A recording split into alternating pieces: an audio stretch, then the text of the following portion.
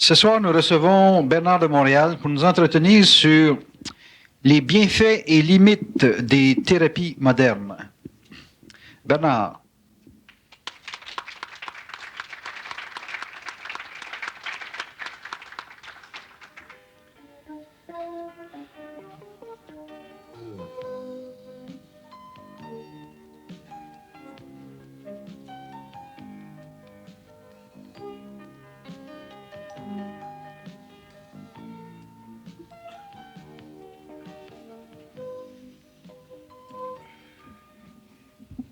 Bonsoir, Bernard. Bonsoir. On est dans une société où les gens se cherchent beaucoup. Ouais, On dirait que plus il y a de murs de béton, plus il y a de plexus solaire qui se questionnent. Dans toute la démarche de l'évolution d'une société, on voit apparaître beaucoup de thérapies. Et on les qualifie de modernes parce qu'on semble découvrir des aspects de la cellule ou des aspects du cerveau qui n'ont pas travaillé depuis des milliers d'années. Et puis, on semble, dans ces découvertes-là, faire apparaître quelque chose qui peut améliorer l'individu. Quand on parle de développement de conscience, la façon que vous parlez, on semble revenir à la source, tandis que les gens qui vont dans le domaine des thérapies, ils semblent plutôt nous faire revenir à la mémoire. La qualité on pourrait dire des thérapies modernes, ça semble être axé beaucoup sur une sorte de sensation, de faire évaporer des éléments de notre passé ou de notre mémoire.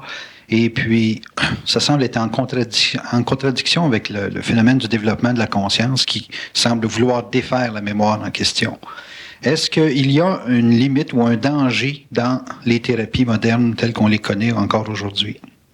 Est-ce qu'il y a des éléments, disons, qui sont anti-hommes ou c'est des éléments, disons, qui font simplement faire ressortir des éléments de sentiments ou d'émotions ou de mémoire des gens qui sont nécessaires à faire réapparaître dans notre vie?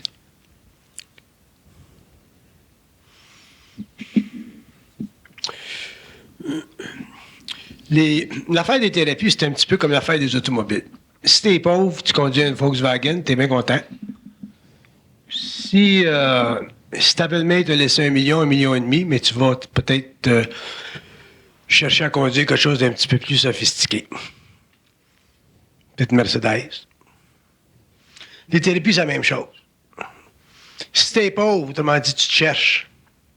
Les thérapies, c'est utile parce que ça te permet de te donner l'illusion que tu vas te découvrir, que tu vas te trouver.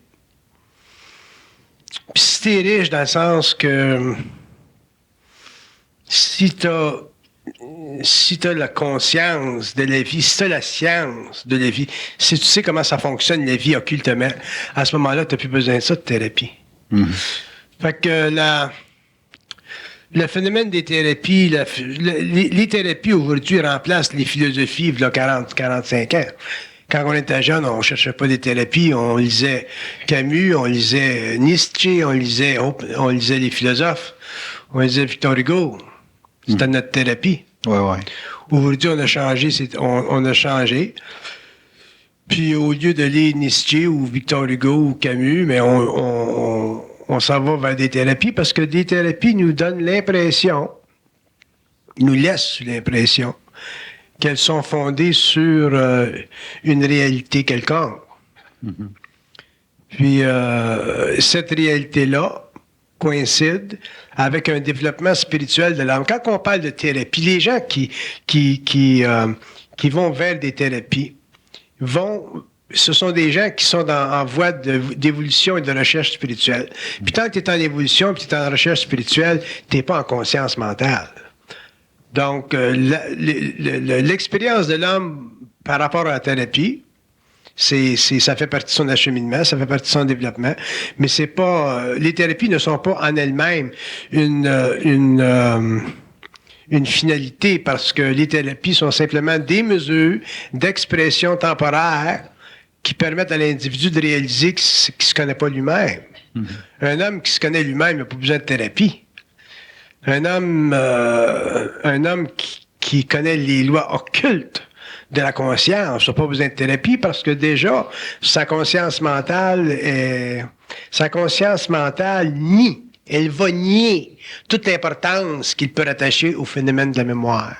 Donc, quand vous avez raison, quand vous parlez de thérapie, quand on parle de thérapie, on parle de connexion psychologique avec la mémoire. Puis si on parle de connexion psychologique avec les mémoires, à ce moment-là, on renforce, dans un certain sens, nos alliances psychiques avec la race. Donc, on ne participe pas de façon créative à l'abolition d'un moi planétaire, c'est-à-dire d'une conscience qui était rendue émouvante ou qui était émouvée par des impressions qui viennent des autorités extérieures à soi. Donc, on est encore lié à des prises de conscience qui sont connectées à de la vérité. Donc, quand on parle de thérapie, on parle de vérité. Un homme qui s'en va vers une thérapie, il veut mettre le doigt sur quelque chose, il veut se découvrir une certaine vérité. Puis la vérité, ça n'existe pas. Il va falloir un jour que l'homme comprenne ça, parce que l'essence même de la vie sur la Terre, c'est le mensonge cosmique.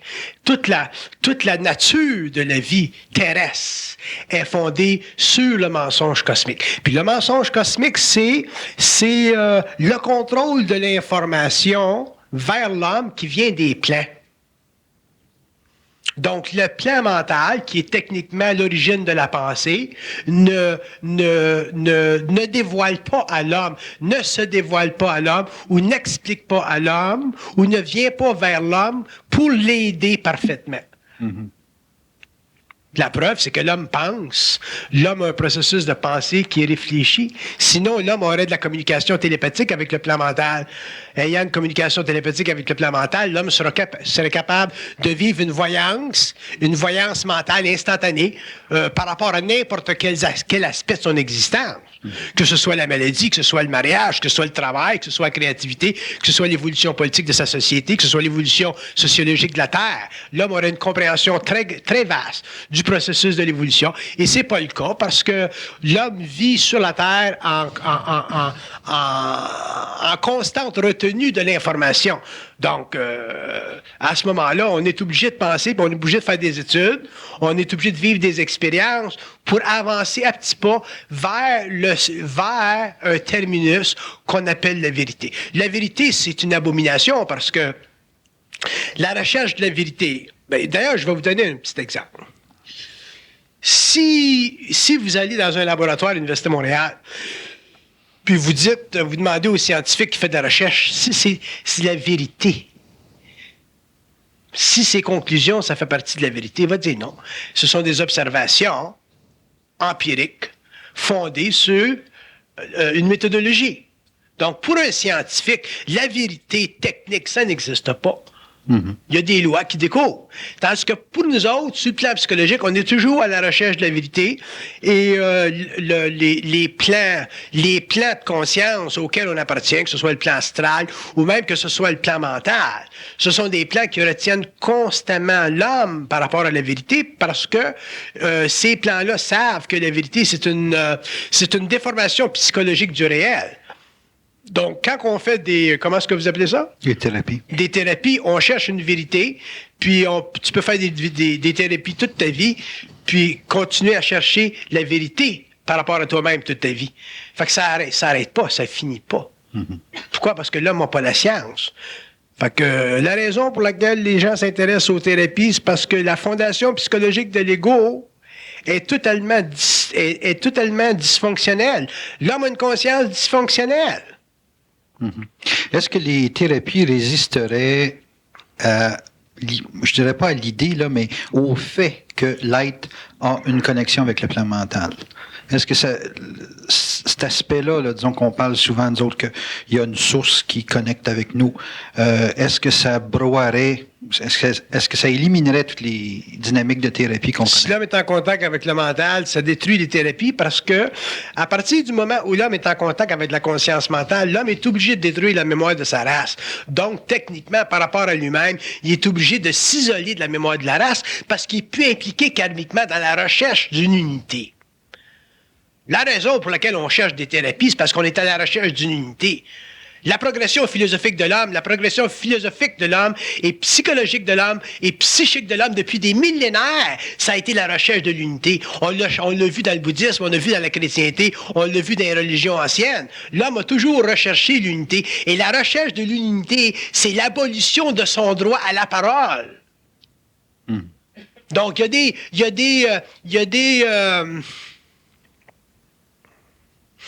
a des constats scientifique, mental, que l'homme va être obligé de faire au cours de son évolution s'il va en arriver à pouvoir s'actualiser en tant qu'être au niveau mental, de la même façon que le scientifique fait dans un laboratoire à l'Université de Montréal. Sinon, l'homme va demeurer constamment, comme on l'était pendant l'évolution, un idéologue. Un idéologue, c'est une personne qui se lie à une croyance quelconque ou à une vérité quelconque pour se créer dans son expérience une certaine permanence, une certaine fondation. Mais ça résiste jamais le temps, ça. Ça résiste jamais le temps. C'est comme l'idéologie communiste, ça n'a pas résisté le temps. L'idéologie fasciste, ça n'a pas résisté le temps. L'idéologie chrétienne, ça résiste de moins en moins le temps. Les idéologies ne peuvent pas résister le temps parce que l'esprit de l'homme change constamment. Parce que son âme devient de plus en plus éveillée à son esprit. Ça, c'est l'évolution, mais ça, c'est long. Mais à partir du moment où l'homme rentre dans une conscience mentale, les idéologies ne peuvent plus résister à la lumière de sa conscience. Parce que la conscience mentale, elle est techniquement anti-pensée.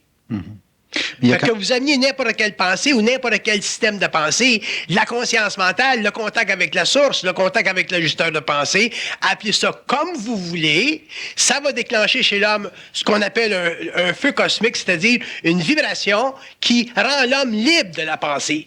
Donc à ce moment-là, la vérité ne sert plus à l'homme, la vérité n'est plus nécessaire à l'homme, elle fait partie de l'évolution, puis dans l'évolution, l'homme sera simplement obligé de traiter avec le réel. Donc, traiter avec le réel, mais ça dépend de son niveau de conscience, ça dépend de son niveau de morontialité, ça dépend de sa capacité de supporter le vide. Quand je dis supporter le vide, je veux dire supporter un niveau de conscience qui ne peut pas être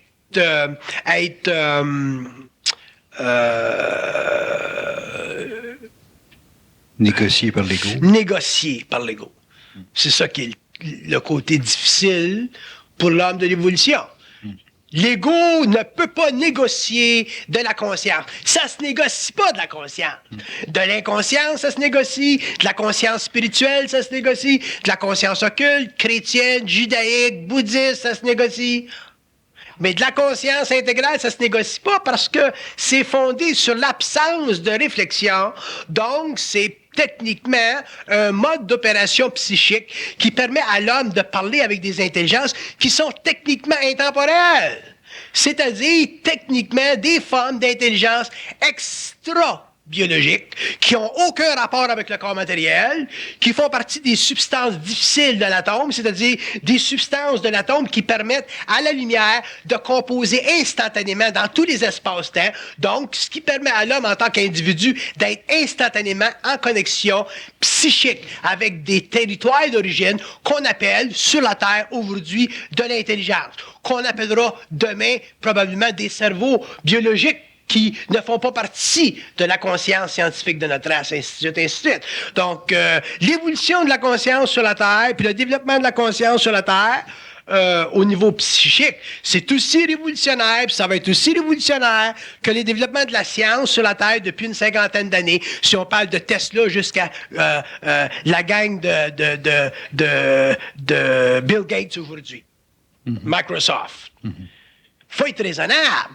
Il faut arrêter de penser ou de s'imaginer qu'on vit dans un statu quo, puis qu'on vit dans un système qui ne peut être dynamisé que par nos pensées. Un jour, ça va éclater, ça.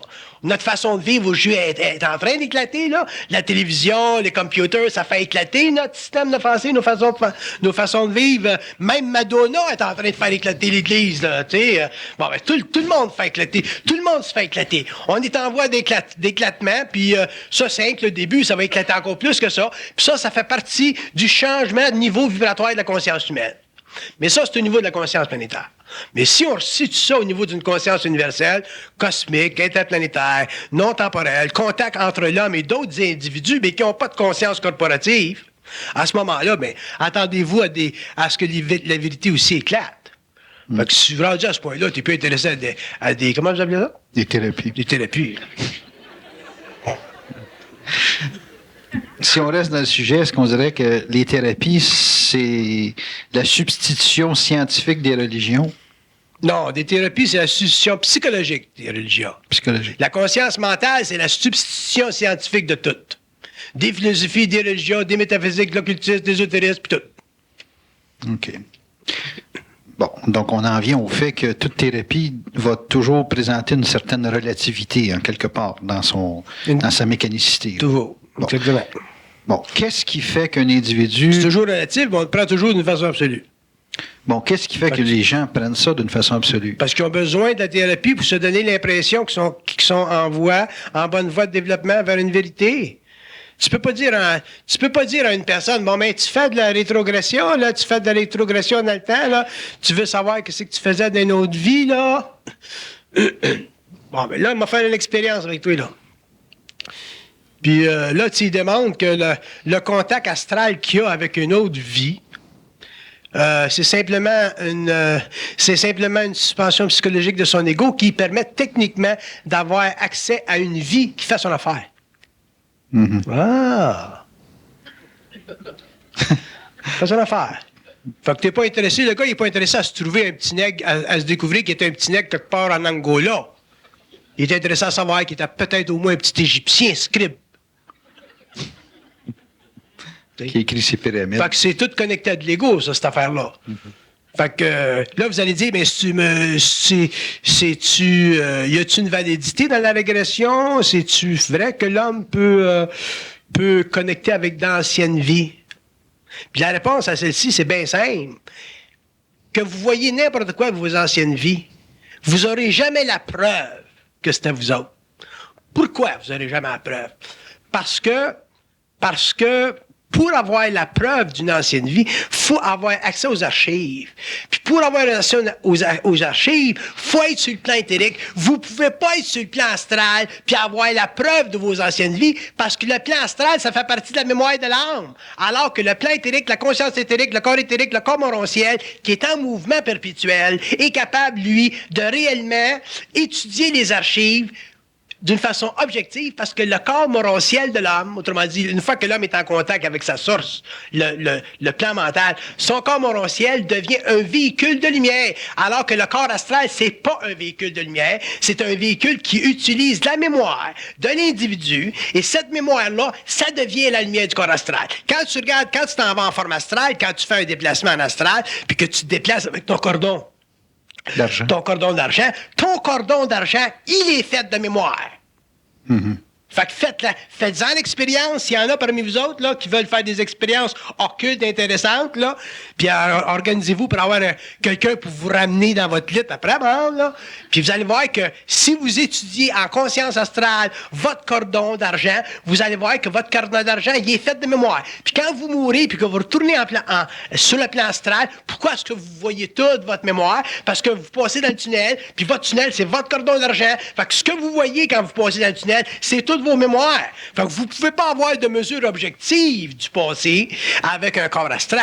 Pour avoir une mesure objective du passé, il faut que vous ayez accès à un corps éthérique. Puis ça fait partie de l'évolution. Puis l'homme n'aura pas accès à son corps éthérique tant que l'homme n'aura pas connecté mentalement, objectivement avec sa source. Autrement dit, tant que l'homme ne sera pas capable d'avoir un dialogue ouvert avec les circuits universels qui permettra finalement de totalement réduire l'importance de la pensée pour finalement avoir accès à de la communication, circuit universel, puis une conscience objective, puis télépathique avec eux autres. Là, à ce moment-là, il pourra savoir ce qu'il a fait dans ses autres vies. Mais rendu à ce point-là, ça sera plus important pour lui parce qu'il n'y aura plus de curiosité. Fait que le problème n'existe même plus. Vous m'avez donné la meilleure explication que j'ai jamais entendue sur le fameux cordon d'argent. Ouais, mais je vous le dis parce que c'est important au fur et à mesure qu'on avance dans l'étude occulte de l'homme, c'est important qu'on défasse ce qui a été fait dans le passé. Puis pour le défaire, il y a un temps pour le défaire. Puis pour le défaire, il faut que l'homme soit rendu à un niveau de conscience suffisamment développé pour pouvoir faire des connexions entre ce qu'il apprend et ce qu'il a mal compris. Sans ça, ça sert à quoi? Oui, c'est ça. T'sais, ça sert à rien. C'est une perte de temps. Mais si je reviens avec parce qu'il y a beaucoup de gens qui travaillent avec la mémoire, là, vous me parlez du fameux cordon d'argent, ça veut dire que la... Je vais vous donner un exemple. Excusez, je vous coupe, là, ben, je t'énerve à soi. Je vais vous donner un exemple. Là, en science, on est rentré dans le virtual reality. Hein? Ça va aller loin, ça. Il étudie aussi les conséquences Ouais. sur le mental. Là. Ah, au niveau du corps astral, c'est la même chose. Si tu t'en vas en astral, c'est comme si tu t'en vas dans du virtual reality. Tu t'en vas en conscience éthérique, tu t'en vas dans du virtual reality. Mais le problème c'est que dans un ou dans l'autre, dans les deux systèmes de conscience, il y a une différence. C'est que quand tu es en conscience astrale, tu véhicules toute ton expérience à travers le mémoriel. Que tu rencontres n'importe qui, que tu vois n'importe qui, que tu ailles sur n'importe quelle planète, tu vas toujours vivre en conscience astrale ce qui fait partie de ta mémoire. Donc, à ce moment-là, tu n'es pas capable de substituer ce que tu vois ou ce que tu expérimentes pour ce qui n'existe pas. Tu vis toujours ce que tu expérimentes par rapport à ce qui existe. Mais ce qui existe dans quoi? Dans ta mémoire. Mm-hmm. Fait que dans le fond, c'est comme un gars qui fait du patinage sur une piste artificielle. Il patine, puis il patine, puis il patine, mais il sort jamais de l'enclos. Mm-hmm. Parce qu'avec un corps morontiel, quand l'homme sort en conscience éthérique, en conscience morontielle, il est totalement libre. Il n'y a même pas de cordon ombilical. Un homme qui se promène dans différents espaces-temps avec son corps morontiel, il n'y a pas besoin de cordon ombilical. Pourquoi? Parce que le cordon ombilical, il sert simplement à mettre l'âme en contact avec le corps matériel. Ça veut dire, ça, que quand tu es en conscience astrale, puis que tu te sors de ton corps, tu te sers de ton corps astral pour faire des déplacements, puis que tu te sers de ton cordon ombilical pour venir dans ton corps matériel, dans le fond, tu es toujours rattaché à la mort. Parce que tu t'amènes toujours la totalité de ton expérience avec toi. Que tu sois dans ton corps physique, t'es mort pareil. Donc, tu es inconscient. Puis que tu sortes en astral, tu es mort pareil, mais sur un autre plan. Un plan qui fait ton affaire. Mm-hmm. Tandis qu'en conscience morontielle, quand l'homme ira sur le plan éthérique en conscience morontielle, le cordon ombilical, il n'y en a pas. Parce que le corps morontiel, c'est un corps libre. Puis le problème avec le cordon d'argent, ça sera expliqué un jour, mais ça sera expliqué un jour quand les gens seront capables de réellement travailler avec ces niveaux-là, puis plus spiritualiser leur expérience. Le problème avec le cordon d'argent, c'est que le cordon d'argent permet à l'homme de toujours demeurer dans la surface de sa conscience. Alors qu'un homme qui voyage en conscience éthérique ne voyage pas dans la surface de sa conscience, il voyage dans le plein de son être. Mm-hmm. Autrement dit, il est totalement libre, il est totalement en contrôle, il est totalement en commande, il est totalement en fusion, il travaille avec la lumière, la source donc de l'ajusteur de pensée. L'ajusteur de pensée est capable de l'amener où il veut, mais quand il travaille avec l'ajusteur de pensée, il ne travaille pas avec une entité qui est réfléchi dans sa conscience, comme on appelle nous autres la pensée. Il travaille avec un aide. Tu ne peux pas aller sur le plan morontiel seul. Tu y vas toujours à deux. Il y a toujours deux. Il y a toi et puis lui. Tandis que sur le plan astral, tu es toujours tout seul. Tu peux rencontrer du monde, mais tu es tout seul. Puis ce qui équivaut à ta dualité, c'est ton cordon, parce que ton cordon, c'est ta mémoire, mais en même temps, c'est ça qui t'empêche d'avoir une liberté totale. Les gens qui font des voyages astraux, ils vont pas ce qu'ils veulent. Ils vont où ce qu'ils peuvent aller. Puis ce qu'ils peuvent aller, c'est ce qui fait partie de leur mémoire. Donc, tu es déjà programmé au voyage que tu vas faire. Okay. Tandis qu'un homme qui est en conscience morontielle, quand il sort, s'il décide d'aller sur Jupiter, il y va. S'il décide de sortir complètement de l'univers local, il y va. S'il décide de changer de temps, il y va. S'il décide de rencontrer des extraterrestres, il le fait. S'il décide de modifier leur conscience par rapport à lui pour qu'il puisse les voir dans leur forme réelle, intégrale, au niveau de la biologie psychique de leur race puis de leur science, il le fait. Donc, il n'y a plus de limite. Pourquoi? Parce qu'il y a une conscience universelle. Il est capable de parler avec eux autres. Il est plus magnétisable. Parce que quand tu es dans une conscience astrale, quand tu voyages en conscience astrale avec un véhicule astral, tu es toujours sujet à des restrictions, puis les restrictions font partie de la mémoire de ta race. Fait que si tu rencontres quelqu'un dans tes voyages, tes voyages vont toujours être conditionnés par le fait que déjà tu es magnétisé. Fait que tu peux pas aller en conscience astrale puis vivre l'équivalence d'un déplacement dans ta propre lumière parce que t'as pas véhicule de transfert. C'est pas un véhicule de transfert, un corps astral. C'est simplement un véhicule de translation qui te permet de comprendre dans un certain moment de ta vie où tu es en dehors de ton corps physique. Alors que quand tu as un corps morontiel, tu peux être dans ton corps morontiel physiquement, tu peux être dans ton corps morontiel à l'extérieur de ton corps physique, mais tu es toujours la même conscience parce qu'il n'y a pas de variation dans ton alpha. Il n'y a aucune variation. Un homme qui est en conscience morontielle, si tu regardes son alpha, il est plate puis il est créatif en même temps. Tandis que dans un corps astral, tu checkes l'alpha puis il change. Fait que ça fait partie de l'évolution. Fait que si vous voulez retourner à vos thérapies, ce que vous appelez vos petites thérapies, mais à ce moment-là, ça fait partie de votre développement temporaire. Mais un jour, il va falloir que l'homme arrête de faire des thérapies, puis que l'homme commence finalement à se construire une base fondamentale pour se déplacer dans les états de vie qui font partie de sa conscience suprême. Puis ça, c'est le corps morontiel. Puis la clé de ça, c'est la réalisation que sa pensée est toujours manipulée. Puis d'ailleurs, je vais vous en parler tout de suite pendant que je suis là-dedans. La pensée humaine est toujours en dédoublement. Quand vous pensez, là, vous êtes toujours en dédoublement de pensée. Quand vous pensez, vous ne pensez jamais réellement. Vous êtes toujours en dédoublement de pensée. Puis ce dédoublement de pensée-là, il fait partie de ce que vous appelez vous autres, votre ego, votre moi. Vous êtes toujours en dédoublement de pensée. Si vous étiez réellement dans une pensée universelle, vous ne vivriez pas de dédoublement et automatiquement, vous auriez une communication télépathique avec le plan mental, puis à ce moment-là, vous vous apercevriez que la pensée, c'est inutile. Que la pensée, c'est une souffrance. Alors que pour nous autres, la pensée, c'est un plaisir. Le pensée, c'est tout ça d'affaires. La pensée, c'est du Walt Disney, la pensée. Mais en réalité, la pensée, c'est une souffrance. Puis ça fait partie du dédoublement. Puis il va falloir un jour que les psychologues comprennent ça, puis expliquent ça. Puis que l'homme, surtout les gens qui font des études ésotériques ou des études avancées dans le domaine de la conscience mentale, comprennent que la pensée, c'est un dédoublement de l'être et que ça n'a aucune fondation fixe dans la réalité. Ça a une fondation mobile, variable par rapport à la réalité, mais ça n'a pas de fondation fixe. Si l'homme avait une fondation fixe dans sa conscience mentale, par rapport à sa réalité, l'homme n'aura aucune personnalité. Il sera simplement une personne, il sera en fusion, il sera unifié, il sera en conscience totale et il sera totalement non magnétisable. Tu pourras pas arriver à lui tu pourras pas arriver à lui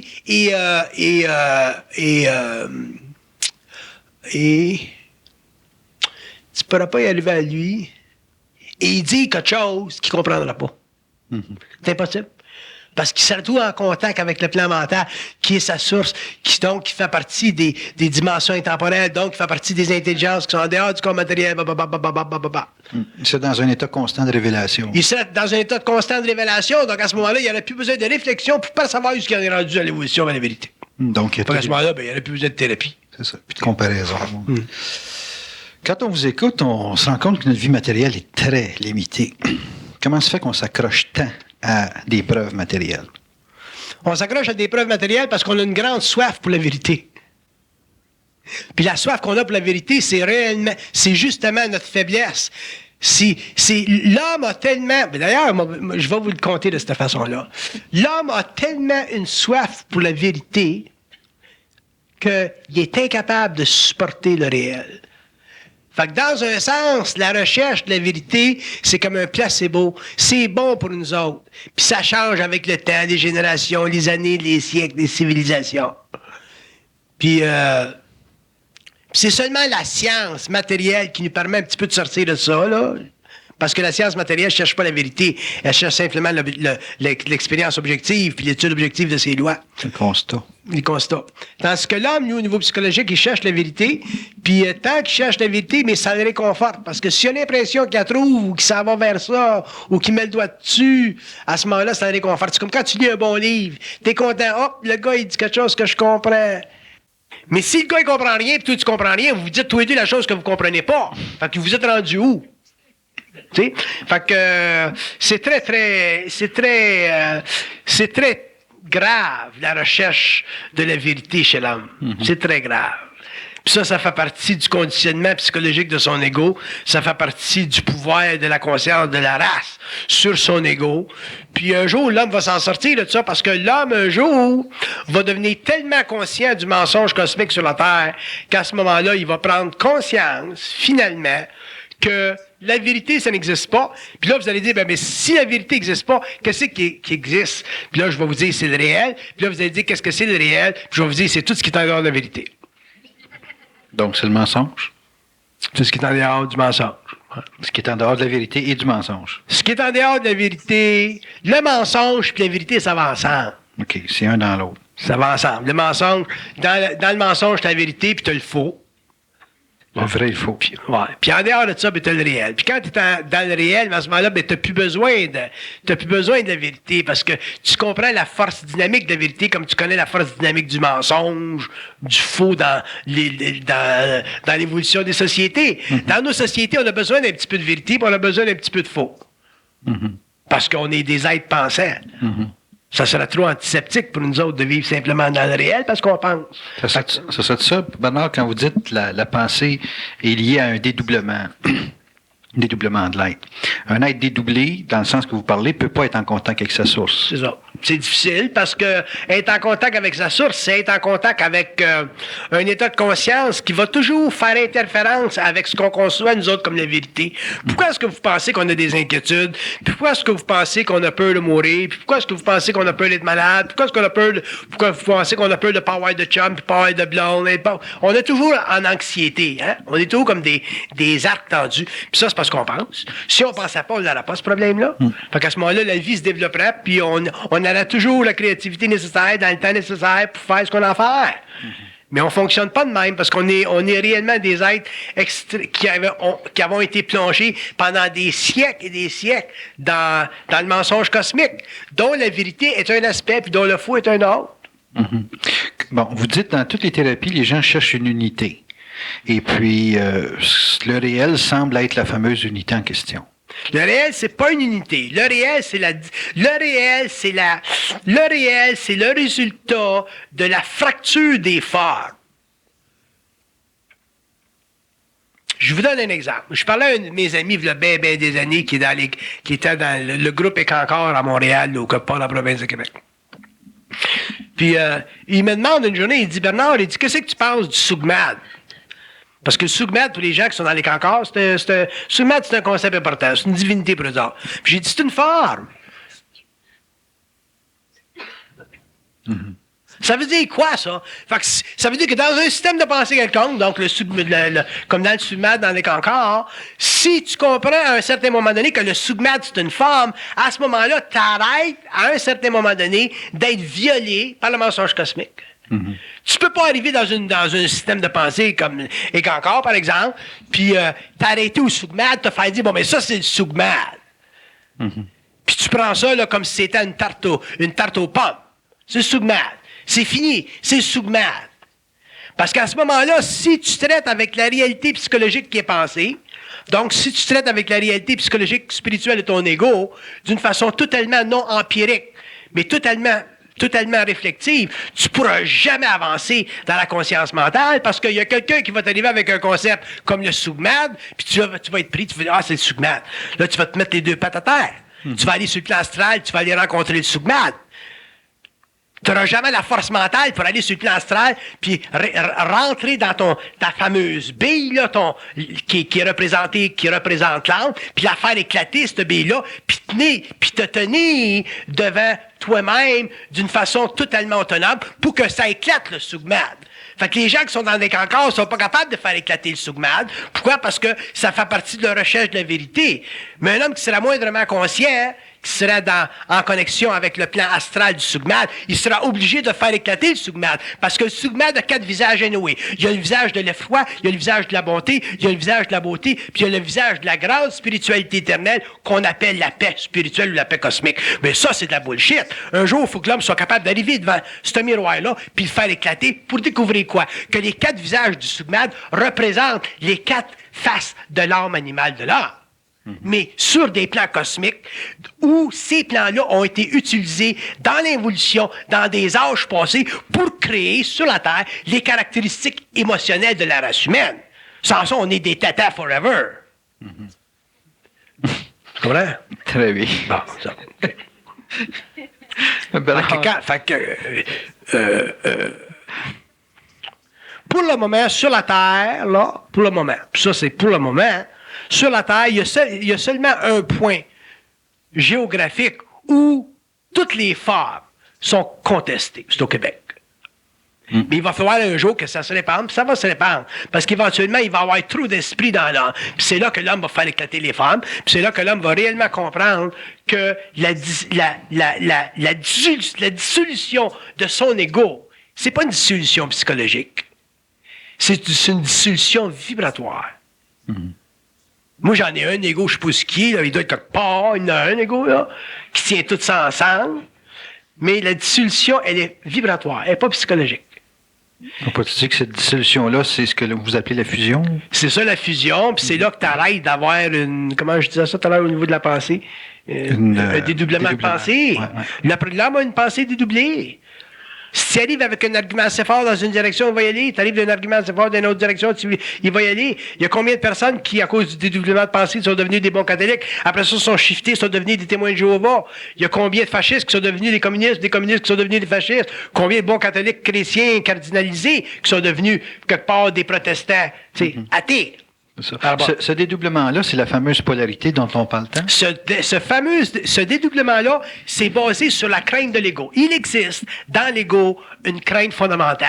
Puis cette crainte fondamentale, elle fait partie de la conscience de la mort. L'homme ne veut pas retourner à la mort parce que l'homme, pour lui, sur le plan matériel, la vie, autrement dit, l'incarnation dans la matière, c'est plus grand que la mort. Pourquoi? Parce que sur le plan matériel, tu te reconnais.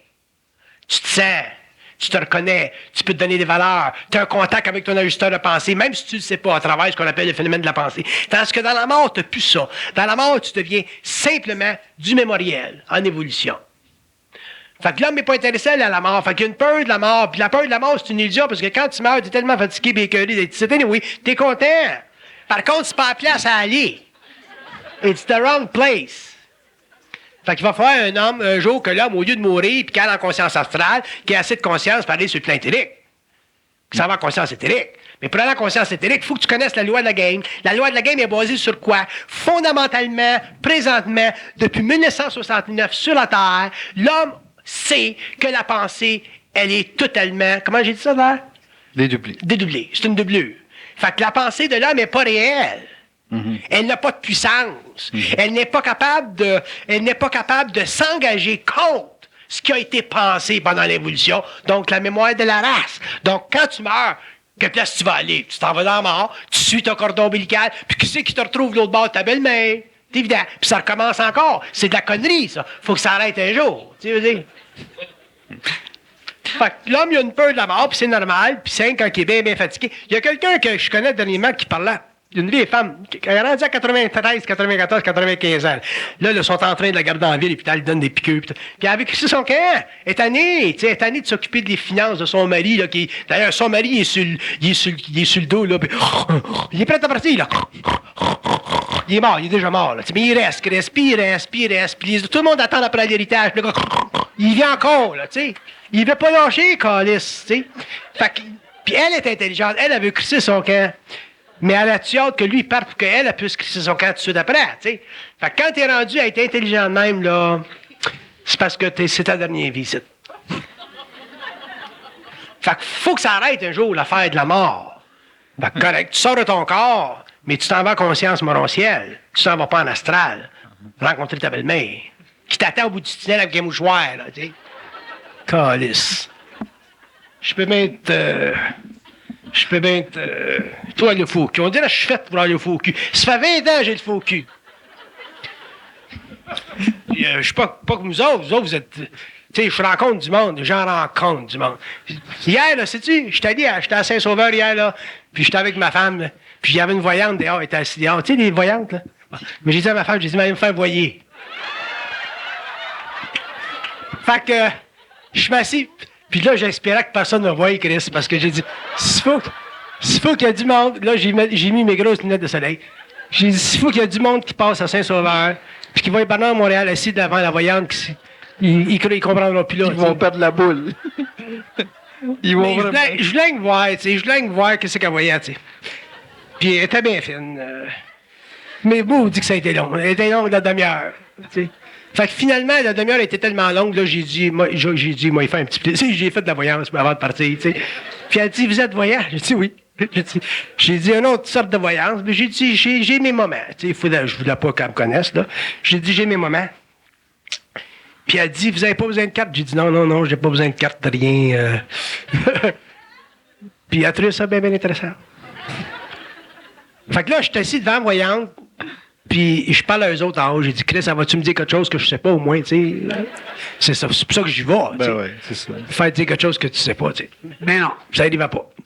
Fait que ma femme était au restaurant, elle était prendre son café. Fait que là, elle était toute énervée. Elle dit, qu'est-ce qu'elle t'a dit? J'ai dit, je sais plus. J'ai pas de mémoire. Ah, si, ça m'a coûté 20$ pas de mémoire. Con, faut être con. Pas une crise de mémoire. Fait que j'ai dit au chien en haut, j'ai dit au moins laisse-moi savoir ce qu'elle me dit. Il dit, elle t'a rien dit que tu savais pas. Fait que ça a fini là, ma voyance. C'est pire que d'aller voir un film, ça. C'est ça, c'était vrai. Au moins, tu peux y retourner. Parce que c'était ma question qui suivait après. Qu'est-ce qu'elle vous a dit, tu sais?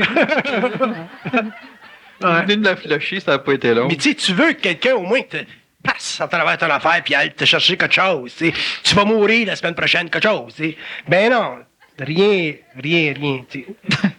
Rien. Vous êtes trop vivant pour ça. Ben non, on vous rencontre, puis on voit vraiment que vous êtes dans une autre réalité.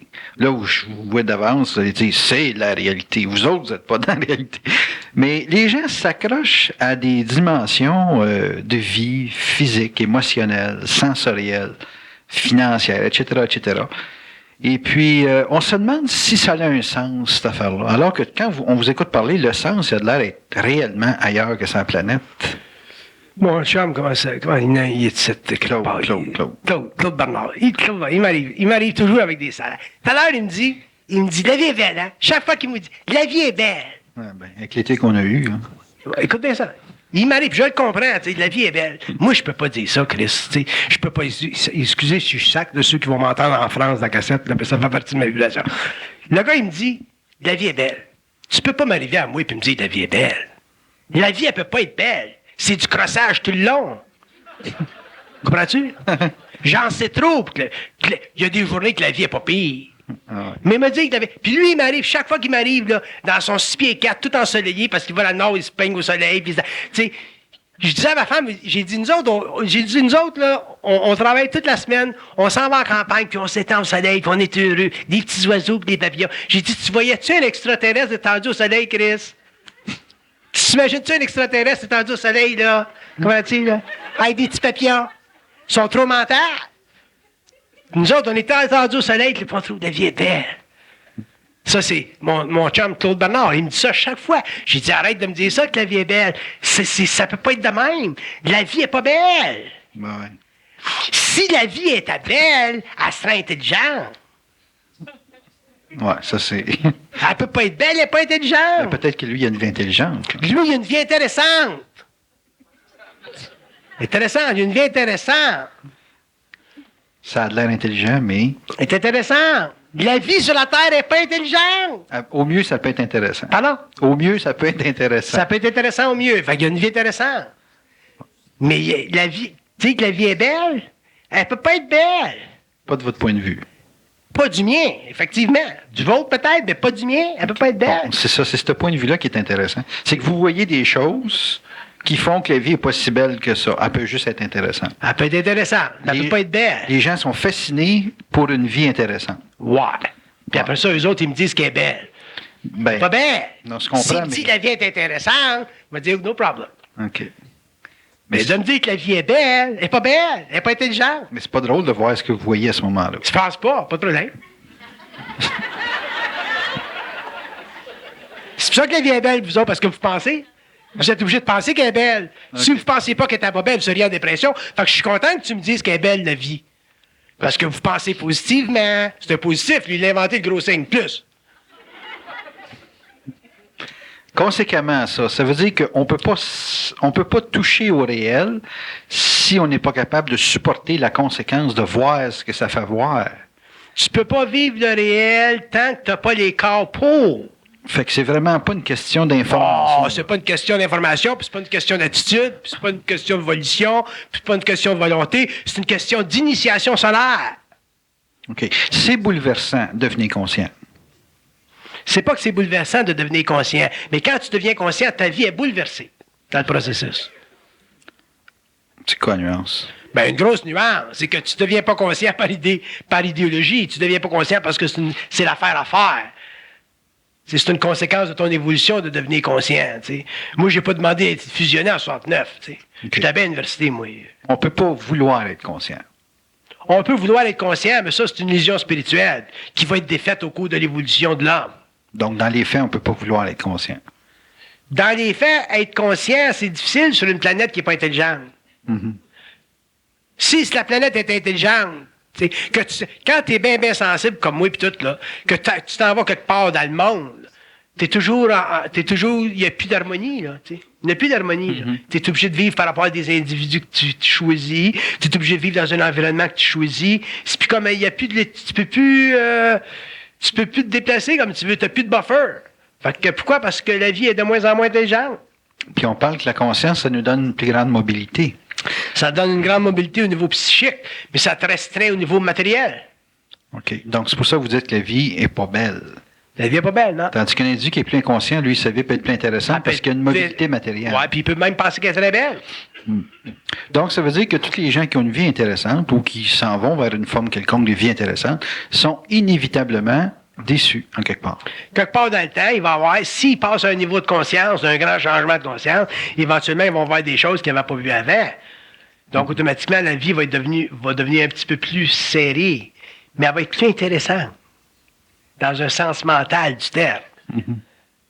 Mais qu'est-ce qui peut faire vouloir un individu, pas consciemment, là, mais qu'est-ce qui peut faire vouloir un individu de substituer une vie intéressante matérielle à une vie intéressante mentale?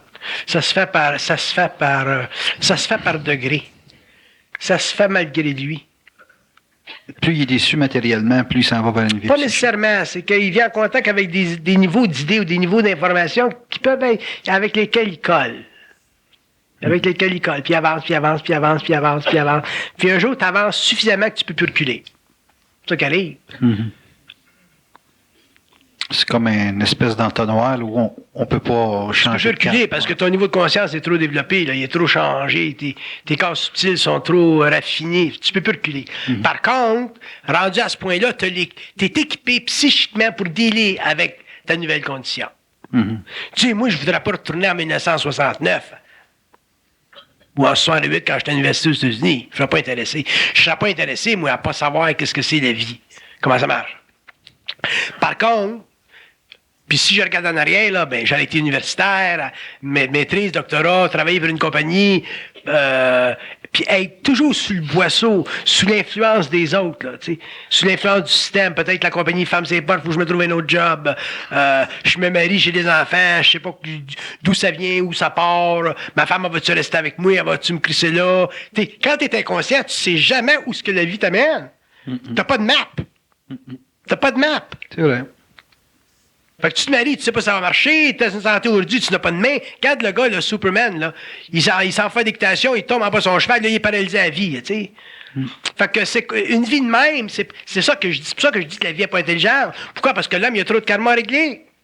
Fait que quand tu commences à connaître la game, puis tu commences à dealer directement avec l'entité fondamentale de ta conscience qui est l'ajusteur de pensée, à ce moment-là, cette intelligence-là, t'en arrives à modifier son comportement par rapport à toi. En faisant ça, t'en arrives à modifier ta pensée. Quand tu modifies ta pensée, mais là, tu commences à rentrer dans un niveau de conscience créative qui est réellement universel. Fait qu'à ce moment-là, qu'il se passe n'importe quoi.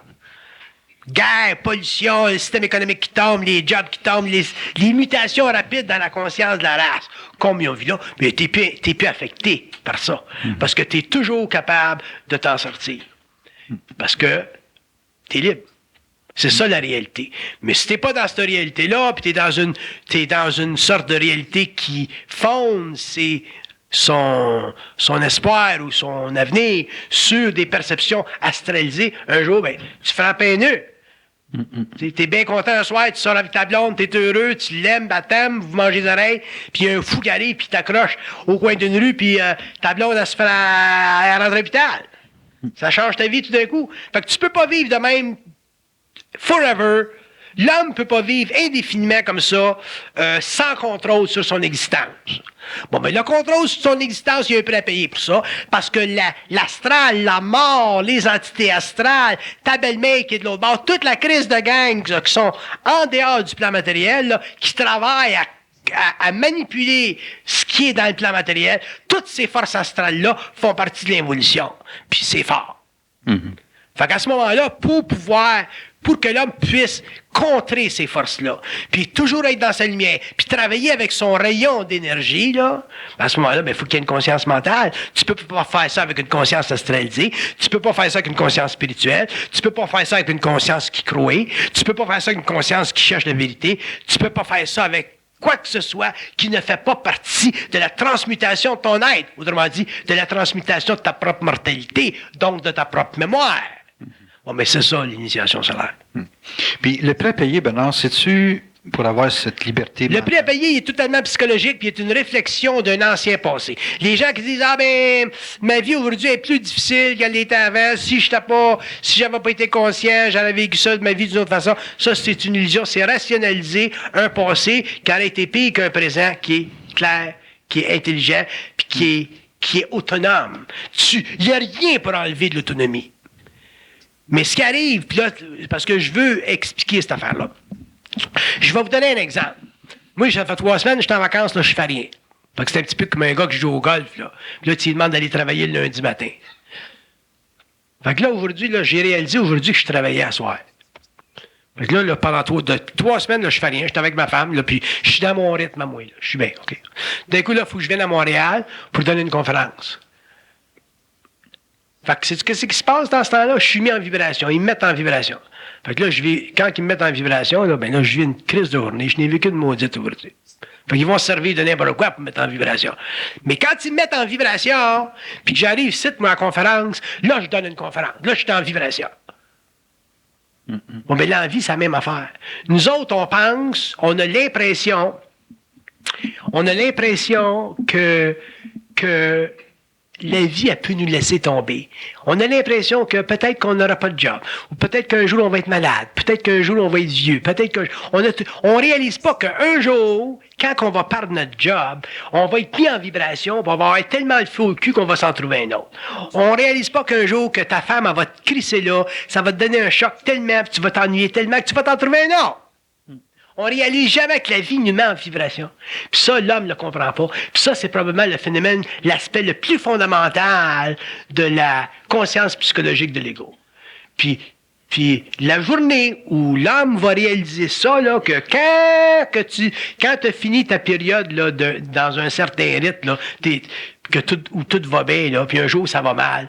Mais quand ça va mal, ça va toujours bien. Nous autres, on a l'impression que quand ça va bien, ça va bien. Mais quand ça va bien, ça ne peut pas durer forever. Un jour, il faut que ça aille mal. C'est comme le stock market. C'est quand ça va mal que ça va bien. C'est quand les stocks tombent que tu les achètes. Pas quand ils sont high. Mais c'est la même chose pour la vie de l'homme. Puis on ne l'a pas réalisé assez, ça. On ne l'a pas réalisé assez, ça. De sorte que, quand il arrive quelque chose, on ne sait pas comment dealer avec, puis on vit l'anxiété, puis on ne réalise pas qu'on va être capable de dealer avec anyway. Ou on fait de l'anxiété avant. Qu'est-ce qui m'arriverait si? Qu'est-ce qui m'arriverait si? Qu'est-ce qui m'arriverait si mon mari naissait? Qu'est-ce qui m'arriverait si ma femme naissait? Qu'est-ce qui m'arriverait si mes enfants mouraient? On est toujours dans l'inquiétude, puis ça, c'est une illusion. Quand on arrive au bout du mur dans la vie nous met en vibration, puis on a toujours une autre issue. Mais on a une issue à laquelle on n'a pas le droit, on n'a pas accès avant. Puis ça, il faut le comprendre.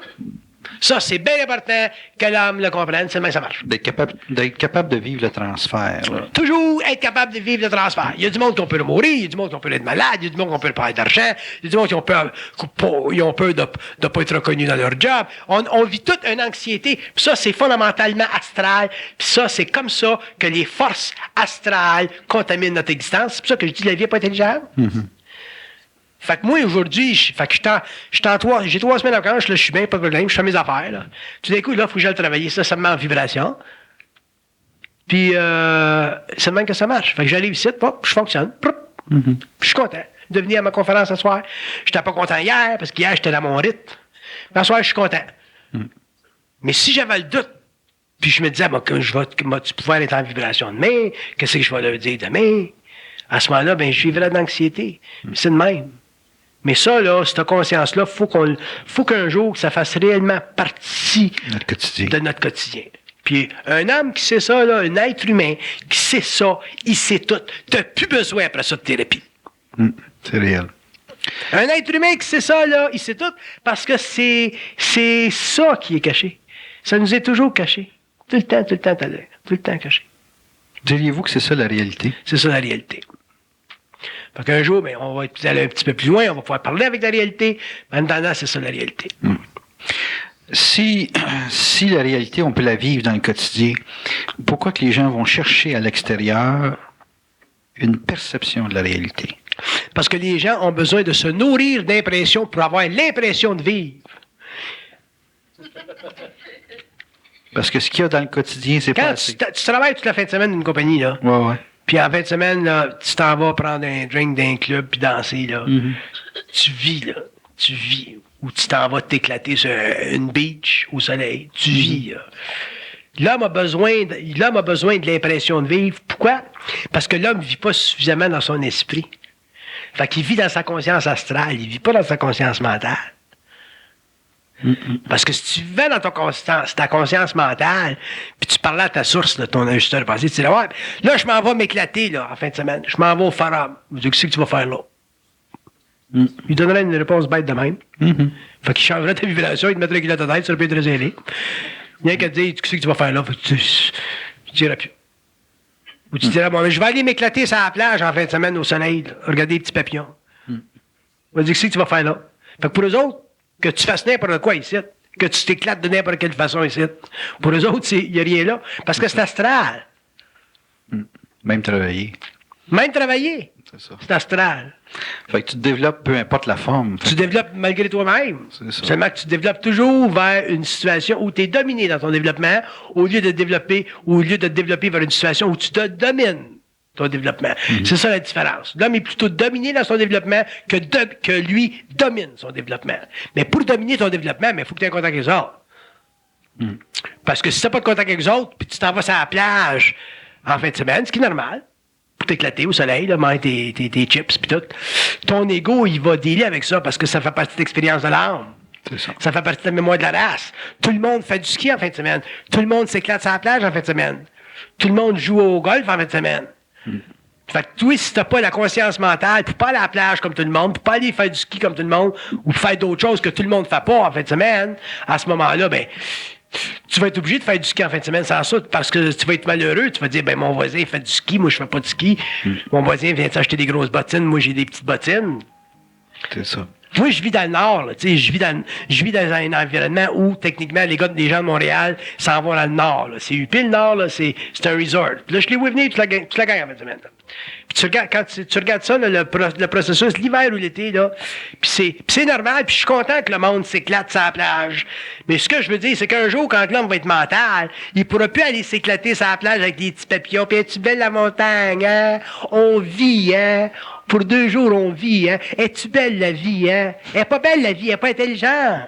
C'est intéressant. Elle est intéressante au mieux. Elle peut être intéressante. Fait que tu redescends le dimanche soir, là, t'es pris dans le trafic, tu reviens à Montréal, puis là, t'as hâte, l'autre vendredi prochain.